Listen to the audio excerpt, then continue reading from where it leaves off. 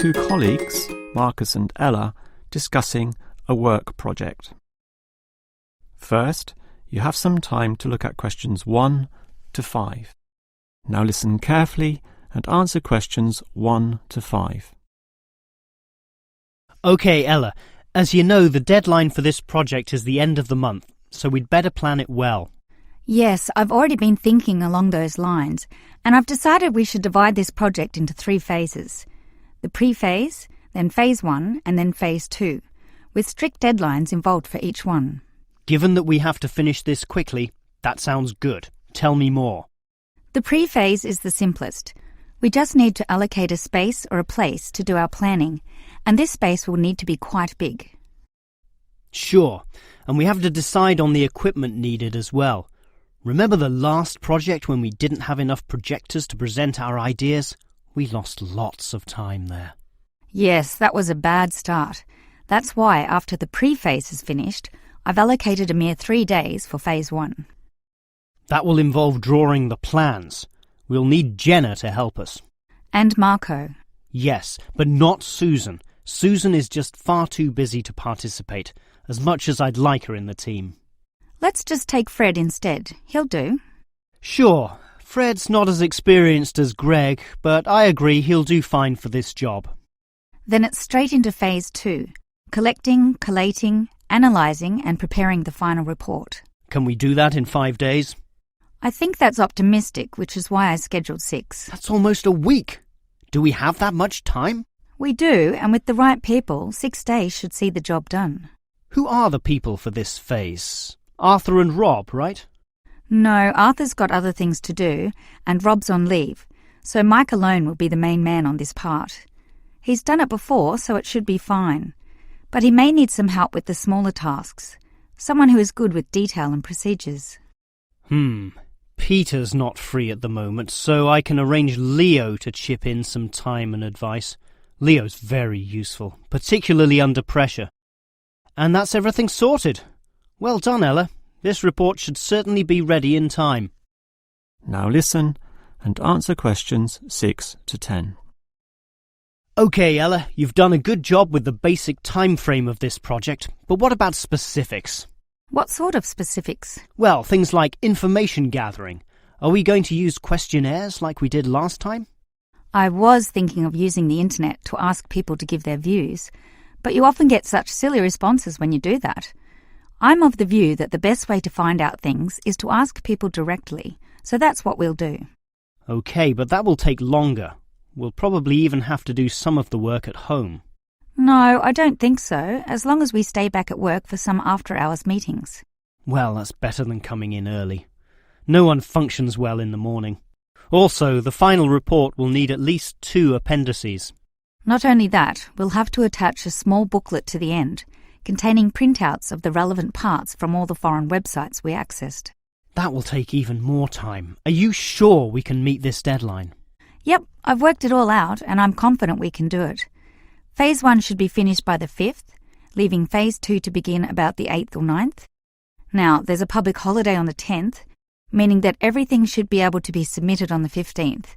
And after that, we can relax and celebrate on the 25th when the design division gives us approval to go ahead. Ha! You're assuming that the design division will approve this, and that's not guaranteed at all. Oh, come on, Marcus, be positive.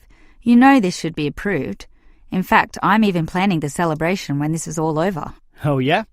What's on the agenda then? Well, we definitely don't want to party in the office, do we? We'll want to get away from this place, and we're all too busy with our own lives and families to find a mutual time free for a dinner party. So I thought we'd just buy some nice expensive gifts for everyone who participated. We can just give these to the people here in the office. That sounds fine to me, but make sure they're not too expensive. The budget department will never approve the cost. Don't worry, I know how much I can get away with. All right, I'll leave that with you. You will hear a maintenance worker talking to a university officer about some recent storm damage to the main building. First, you have some time to look at questions 11 to 15. Now listen carefully and answer questions 11 to 15. Hello there. I was asked to tell you about the extent of the damage to the main building caused by the recent storm. Oh, that's right. I take it that most of the damage is just to the main building? It is indeed, since the building is so old. However, luckily, the damage is minor, and all of it can be fixed in one day, given that we have 5 people in our team.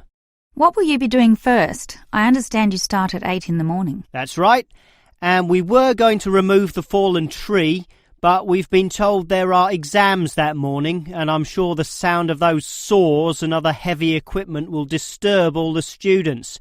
So instead we'll fix that leaky roof. That's a 4-hour job, since it involves substantial repair, not like fixing broken windows, which can be done quite quickly. So you'll fix the broken window after that, from midday? We could do that, but since we'll be working in the ceiling, it's more logical to get rid of those birds' nests there. It's a small job, but will require crawling inside the ceiling cavity, which is not an easy exercise, so that will take about an hour. But this is good, since by that time the exams should be over, and we can address that tree which has been blown over, after our 1-hour lunch break, of course. It will be quite noisy dealing with that, but it will be finished by 3 o'clock. Some of our staff will then leave to fix things on another site. An office nearby needs a new window. But 2 of us, including myself, will remain here to paint over that discoloured patch of wall in your office. Oh, good. It looks so horrible at the moment. Well, we'll certainly make it look good once again. And in the last hour of our working day, we'll fix up that problem with the wiring. Apparently the power doesn't go to one of the classrooms. Probably some water has gotten into the fuse box, so we'll just change a few wires and clean up the moisture, and it should be fine. Now listen and answer questions 16 to 20. I certainly appreciate all the effort you and your team are taking to fix things here, but I do have one request. And what is that? You said you're going to paint the back wall in my office. Will it be the same colour as before? Yes, we'll make it a nice white colour. Well, that's the point. I'd prefer it to be yellow to match the furniture. The furniture is orange, actually, but I think yellow is a nice match. Can you do that? We can certainly do that. Yellow it is. Certainly a prettier colour than just plain white, or the blue in my kitchen at home for that matter. And we can leave the paint can with you in case you need to do some touch-ups or if the stain reappears. I'll just leave it in the garden shed, the one next to the main classroom. And incidentally, about those birds in the ceiling, I was just investigating and I heard the chirping of little baby birds in there, so there must be some young ones in a nest. I just thought you'd like to know that we can give them to a wildlife reserve. There's one in the next suburb, so that should not be too much trouble. Or you could give them to one of our teachers. I have a colleague who can raise them. I would say the wildlife reserve is a better option, since the people there are used to dealing with animals.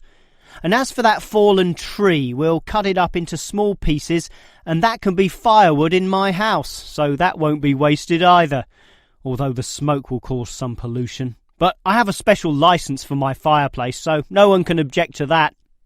I've noticed also that the university has a garden bin for the smaller items, leaves and sticks and bark and so on. So we can dispose of material in that also. You do have some waste piles out the back, but a proper garden bin means that the material will be recycled, and that's better for the environment, so you can rest assured we will use that. You will hear 3 students, Steve, David and Susan, discussing the different courses they attend.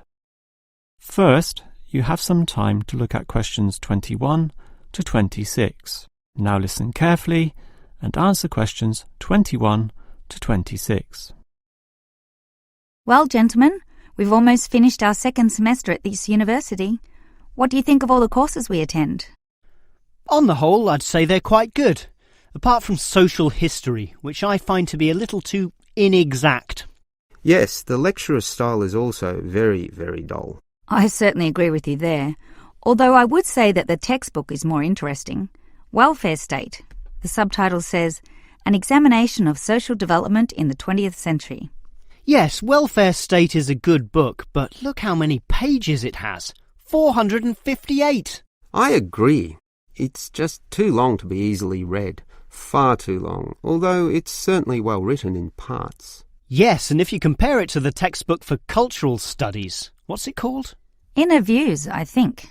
No, that's the book for media studies, and we finished that subject last semester. The book you're thinking of is In Perspective. Oh, sorry, you're right. In Perspective.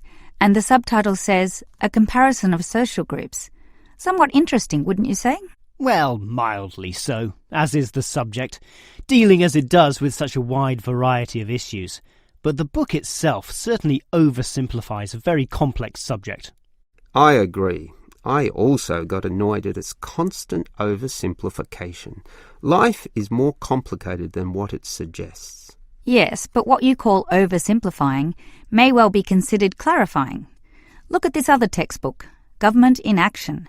Some may say that it also oversimplifies, but it must do so in order to present a coherent picture of an equally complex subject. Government in Action. Which subject? It's the textbook for political theory. Oh, I hate politics. That's why I don't like the active leadership subject either. And most of the stuff in that political theory textbook is based on the American system. You see, it's written by Americans, so it's not even relevant to us here. I'd agree with you there. It's not relevant to us at all, since our government uses the Westminster system. Yes, I suppose that is a problem. Now listen and answer questions 27 to 30. Well, it seems we all have certain criticisms about the textbooks we're using, but at the same time we all like some elements, at least, of the subjects we're studying. What's your favourite subject, David? I'm not sure. I like political theory, but... Cultural studies is by far the best, even better than political theory, which I also like, but just not as much. Why do you say that, Steve? I was thinking perhaps social history is worth considering as best. Social history is good, but I made my choice because the subject is relevant to this modern society. But so is social history, and I like the historical element, which the other subjects lack. Even political theory examines history only briefly and in a very narrow way, so I'd say social history is the most rewarding for me. What about you, Susan? I think social history is certainly very good, but political theory is, in fact, the best, since basically every human system boils down to politics. So, despite a certain irrelevancy in the details, the basic message remains as relevant as ever. Oh, Susan, you can't be serious. Let's ask Olive again. She's over there. Olive! Which subject do you think is the best? Ah, a difficult question. I'm very interested in culture, so cultural studies is certainly my cup of tea. But I'm politically active also, and hope to pursue this as a career. So political theory would be the one I'd pick. I don't believe it, even with that irrelevant textbook. Don't listen to him, Olive. You have a right to your own opinion. You will hear a lecturer talking about the movement of population towards cities. First, you have some time to look at questions 31 and 32. Now listen carefully and answer questions 31 and 32. If you consider the farms of old, the type your father or grandfather grew up on, they were small and labour-intensive, requiring lots of workers. In addition, they often had a diversity of products, be that animal or vegetable, say cows and sheep, or oranges and lemons, with some peaches and a few chickens on the side for the production of eggs. The many workers involved raised their families who needed products and support services, such as medical clinics and schools, so the small country towns had mercantile activity, storefronts and community participation with all ages present and a distinct town culture. And how it has changed. Travel to any small country town in virtually any developed country, and you will often see that these places are now somewhat forlorn and deserted, lacking life and vigour. Many of the residents have long since moved towards the big cities, so the country areas have become depopulated and their downtowns empty. This phenomenon is so predictable and widespread that it even has a name, rural flight or rural exodus, and it has produced some fairly predictable problems. Now listen and answer questions 33 to 35. As for the causes of rural exodus, the most obvious is the industrialisation of agriculture. This comes in two aspects, one of them being monocultural farming practices. What this means is that it is now more efficient to have one product and focus on its needs almost exclusively. So, for example, animal husbandry will usually involve a single type of animal, say pigs, but with huge factory farming techniques, or, in other words, the second aspect, economies of scale.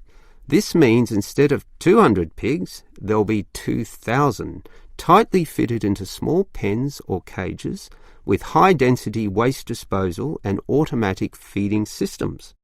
Yet, despite this huge size, it can all be controlled by just a dozen farm workers pushing the right button. You might not like it, but in a competitive market, the cheaper the overheads, the better, and one can't argue with market economics. It's simply the way of the modern world, and it has changed the face of rural districts, mostly for the worst.